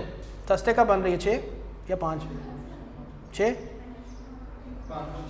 5, क्योंकि वेडनेसडे को होता है एमएफए और थर्सडे को होता है सीएमए। चलो खैर, तो 31 जुलाई मतलब इंशाल्लाह ताला अगस्त तुम्हारे पास पूरा होगा तुम्हारे अपने सब्जेक्ट के लिए। 1-2 दिन मुझे ज़रा गुंजाइश दे देना, क्योंकि फ्यूचर का पता कुछ नहीं होता। तो एक कोई चैप्टर शुरू करें, उसमें प्लस माइनस हो ही जाता है। मैंने डे वाइज प्लान आपको बेटा शेयर किया, उसमें भी कुछ ज़ाहिर है क्योंकि ये तो टेंटेटिव होता है ना, तो बाज़ का चीज़ समझाते हुए कभी डेज ऊपर नीचे हो जाते हैं। तो प्लान यही है, 31 जुलाई को हम ख़त्म कर रहे होंगे इंशाल्लाह। डेली की टाइमिंग हमारी 1 और 30 मिनट्स है, और एंड पे एक्सपेक्ट कीजिएगा आखिरी मंथ में ये 2 आवर्स पे चली जाएगी, ठीक है। मे बी कुछ सेट ऑफ क्लासेस में हम 1.25-2 घंटे इस तरह भी कर रहे हों, लेकिन ये आखिरी मंथ में एक्सपेक्ट कीजिएगा इसको। संडेज़ में ऑन नहीं करता, ना मेरे पर टाइम होता, ना मेरे से मैनेज होता, संडे को मैं नहीं आता होता, ठीक है। तो ये वीक डेज़ में ही हम इसको सारे के सारे इंशाल्लाह ताला वाइंड अप कर लेंगे विद नो एक्स्ट्रा क्लासेस, ज़रूरत नहीं पड़ेगी हमें। क्लास में बेटा हमारी अप्रोच ये होगी कि हर टॉपिक को हम शुरू करेंगे ग्रास रूट लेवल से, बिल्कुल बेसिक लेवल से। काफ़ी सारे बेसिक न्यूमरस छोटे छोटे क्वेश्चंस करेंगे ताकि हम सबसे पहले अपनी कॉन्सेप्ट बिल्डिंग पुख्ता करें। उसके बाद हम एग्ज़ाम लेवल क्वेश्चन पे जाएंगे और एग्ज़ाम लेवल क्वेश्चन सॉल्व कर रहे होंगे। तुम्हारे 2014 से लेके रीसेंट पास पेपर तक अराउंड 80-85% पास पेपर मैं क्लास में करवा देता हूँ, ठीक है जी। और इसमें शामिल हैं वो वाले सवाल जो कि मैं साथ साथ आपको होम असाइनमेंट दूंगा और अगले दिन वो डिस्कस भी हो जाएंगे, ठीक है। जब एक चैप्टर ख़त्म होगा, साथ ही मैंने उसका टेस्ट प्लान भी इवन शेयर किया हुआ है, तो वो चैप्टर वाइज हमारा इंशाल्लाह ताला टेस्ट वो हो जाएगा। जितने चैप्टर्स हैं सबके टेस्ट होंगे। आखिरी वाला चूँकि वो इस तरह से है कि तीनों चैप्टर्स जो होंगे वो इकट्ठे ही ऑलमोस्ट ख़त्म हो रहे होते हैं, तो उसका इकट्ठा टेस्ट जो है वो कर लिया जाएगा। एक तुम्हारा मिड टर्म होगा इंशाल्लाह, डेट टेंटेटिव मैंने लिखती हुई है, और वो शायद स्कैन्स के टाइम टेबल से थोड़ी प्लस माइनस हो। और एक तुम्हारा इसी तरह से मॉक जो है वो कंडक्ट हो जाएगा अगस्त के मंथ में। वो डेट स्कैन्स इंशाल्लाह ताला उसको फाइनलाइज कर लेगा। किताब के बारे में भी मैंने बता दिया हुआ है, कल पहले भी मैसेज कर दिया था, आज भी बता देता हूँ कि वहीद के पास अवेलेबल है। अब उसने कहा था 12 बजे के बाद बच्चे किसी भी वक्त आके ले सकते हैं। तो the book is available there, 5th edition latest वाला लीजिएगा। उसमें उसी तरतीब से हर चैप्टर में लेक्चर नोट्स हैं जो कि हमने क्लास में उनको जिस तरतीब से करना है। ये नहीं होगा कि जो मैंने क्लास में पढ़ाया है जाके किताब खोलोगे उसमें कोई और ही चीज़ें कहानियाँ लिखी हैं, नहीं, ऐसा नहीं होगा, ठीक। और सारे पास पेपर्स विद सॉल्यूशंस आपके पास उसमें अवेलेबल हैं चैप्टर वाइज। हम उसी को सॉल्व कर रहे होंगे अकॉर्डिंगली। जाने का तो नहीं इशू, जाने का इशू है कुछ, क्योंकि मेरा ख्याल है आपको शायद कम्युनिकेटेड नहीं था पहले कि क्लास जो है 1:40 तक जाएगी। चलें, कोई सवाल है किसी को तो प्लीज़ बेटा पूछ लें, एनी क्वेश्चन, ताकि आज फिर अभी इधर ही ऑफ कर लेते हैं। एनी क्वेश्चन तो कल कोशिश कीजिएगा बेटा किताब ले आइएगा, ठीक है। कोई और एनी अदर क्वेश्चन, कोई और पॉइंट जो मैंने एड्रेस ना किया हो? हाँ, मैंने वो भी बेटा मेंशन किया था, उसको ख़रीदे मत, ख़रीदने की ज़रूरत नहीं है। मैं भी आपको रेफ़र करूँगा फ्रॉम टाइम टू टाइम कि ये चीज़ ICAP स्टडी टेक्स्ट में मौजूद है, ये मौजूद है। जब मैं कल किताब आप ले आओगे ना, मैं उसमें मेंशन कर दूंगा कि मैंने उसमें मैपिंग बनाई हुई है कि ये जो हम चैप्टर पढ़ रहे हैं ये ICAP स्टडी टेक्स्ट का कौन सा चैप्टर है, ताकि तुम्हारे लिए इजीली ट्रेसेबिलिटी हो, ठीक है। तो वो सिर्फ सॉफ्ट कॉपी में, मैंने सॉफ्ट कॉपी भी शेयर कर दी हुई है, आप अपने पास वो रखें, you do not need to purchase that, ठीक है। जहाँ जहाँ ज़रूरत होगी मैं बता दूंगा, तुम बस उसी सॉफ्ट कॉपी को यूज़ करना। बिल्कुल कंसल्ट कर सकते हैं जी आप, पूरा आपका राइट है जी। Any other question? नहीं बेटा, वहीद बुक शॉप, ये फिरोजपुर रोड पे हैं, उसको इधर बुला लो। अनफॉर्चुनेटली करना पड़ेगा, लास्ट टाइम था कि इधर आ गई थी, लेकिन इस टाइम का जो अरेंजमेंट है वो कुछ ऐसा है कि उधर ही जाना पड़ना है। बेटा ICMA की बिल्डिंग अगर फिरोजपुर रोड पे आपने देखी है तो उसके बिल्कुल साथ दीवार लगती है ICMA कौन? हाँ जी शामा, बिल्कुल सही पहुंची आप, बस पहुंच जाइएगा। कोई नहीं, 1 2 3 दिन मैं आपको दे देता हूँ, मैं तब तक पहला चैप्टर जो है ना वो सॉफ्ट में दे देता हूँ। अच्छा एक और सिर्फ एक बात और, जी बताएं।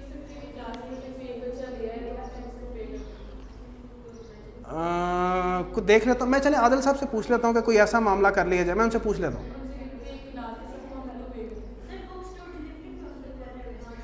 मैं पूछ लेता हूँ, मैं आदिल साहब से, मुझे पूछ, ये मैनेजमेंट के मामला था, मैं इसमें अब क्या डिस्कस करूँ, मैं आदिल साहब से पूछ लेता हूँ, फिर मैं आपको अपडेट कर। मैं यूँ करता हूँ कि पहला चैप्टर जो है ना उसका PDF आपको प्रोवाइड कर देता हूँ, ताकि तब तक जो भी मामला है वो आपके पास किताब तब तक पहुँच जाए। लेकिन एक बात बता दो, जिस भी किताब को अगर तुम फॉलो कर रहे हो, मैं ये ओवरऑल बात कर रहा हूँ तुम्हारी कैफ के लिए, उसकी बेटा हार्ड कॉपी तुम्हारे पास होनी चाहिए। इससे जान छुड़ाने की का फ़ायदा कोई नहीं है। 1 2 बच्चे कह रहे थे कि सर आप हमें अगर सॉफ्ट कॉपी दे दें, मैं कहा चलो मैं दे देता हूँ।